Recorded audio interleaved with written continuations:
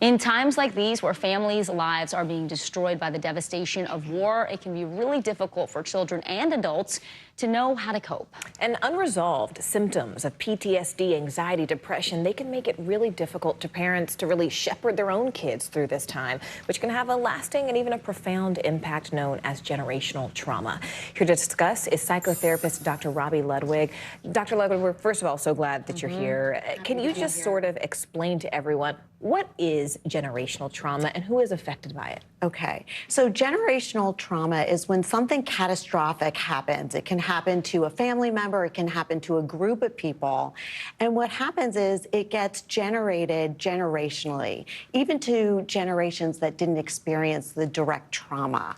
And it can happen biologically, mentally, physically, and it can show up. And they discovered this by studying Holocaust survivor generations who had a hypervigilance and increased anxiety. So that's when they first discovered it in the 60s. Just as you think of stories of families being passed down, it makes sense that trauma could be passed down in that way, even unintentionally, subconsciously. Are there things that people can do to break that cycle? Yes, it can be broken, and that's the good news. First, identifying the trauma, knowing that it exists, knowing that there is help out there, and that there's a reason for it. Finding a support group, getting information, finding a sense of cultural pride can also be tremendously helpful because it's a form of PTSD that can hide in our self-esteem, in our worldview, in our belief systems. So it's important to look at the different ways that it can affect a person and personalities of groups as well. I think it's so important that you said it can hide, right? Because I think a lot of people think it's just the person that it happened to. But explain to us the way that, this isn't just Holocaust survivors. This is also a lot of East Asian communities that were in internment camps, people who were the descendants of comfort women, right? I mean, this is a lot Black Americans who were legacy of slavery. Explain who else this affects in a system. So anybody that has been impacted by racism can often feel the long-term effects of this.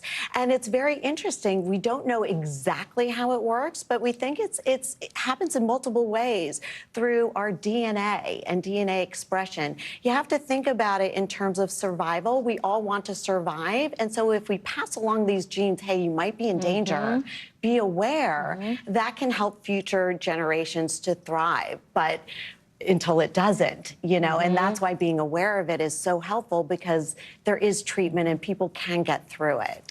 Dr. Ludwig, can we talk about kids? Because sometimes this is a really tough topic to bring up, and you don't know how to address it with children in an age-appropriate way. What are some techniques that you recommend? I think the first important thing is to monitor yourself as a parent, because your child is plugging into your psyche.